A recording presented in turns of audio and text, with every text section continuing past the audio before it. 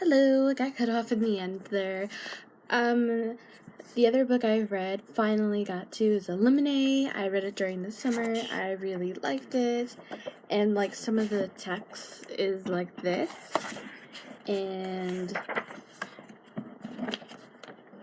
that's basically emails and IMs and just, bunch of information stuff like that in the book. I really liked it. The only person I didn't like was the computer, which his name was Aiden, I believe. Yeah, Aiden. I did not like that computer whatsoever. It was so mean. I get it, didn't want to be hurt, but you say computers don't have feelings, but in reality, they kind of do, which is weird. But I guess not so weird at the same time. But that's just how it happens, I guess. But that is Illuminae. I still need to read the other 2 books in the series. Hopefully that'll happen next year. I'm hoping. Fingers crossed.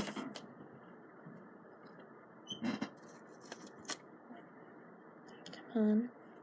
Sorry. Alright, the other book I have is Over You, and again, it's a really short book, but it didn't take me very long to read,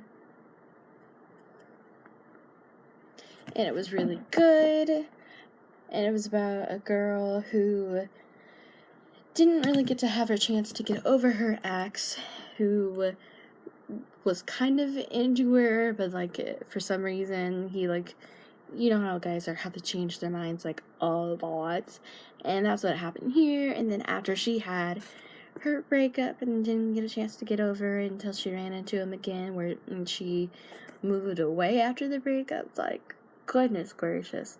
But we follow this girl named Max Scott, and then she comes up with her own program about helping other girls get over their exes when she clearly hasn't quite yet. But that is Over You. Again, it's really small, and it was kind of a cute, romance story. Alright, the other book I have that I started also back at the beginning of the year is Our Broken Pieces. This is really cute. It was following a girl named Everly, who, again, is trying to get over her ex, who broke up with her to date her best friend, and then she meets this guy named Gabe, and he's not necessarily going through a breakup, but he's going through something that happened with his sister, and then they meet, and it changes their whole world, and, it's super cute. It's, gushing over Our Broken Pieces. I really enjoyed this. It's, a cute winter romance book, in my opinion. It was really good. But, yes. Alright, the other one I have that it took me a while to read is The Poppy War by R.F. Kuang. I believe that's how you say that. Again, this book also has a few trigger warnings, so beware when you're going into it. But it's about a girl named Rin who thought she was an orphan. Sorry, trying to think of the word here. An orphan kid, but in reality, she wasn't. She goes to the school to be trained for assassin, where there she finds out that she has these powers that she never knew she had until she was, in the rink and was fighting someone, and that's when it kicked in.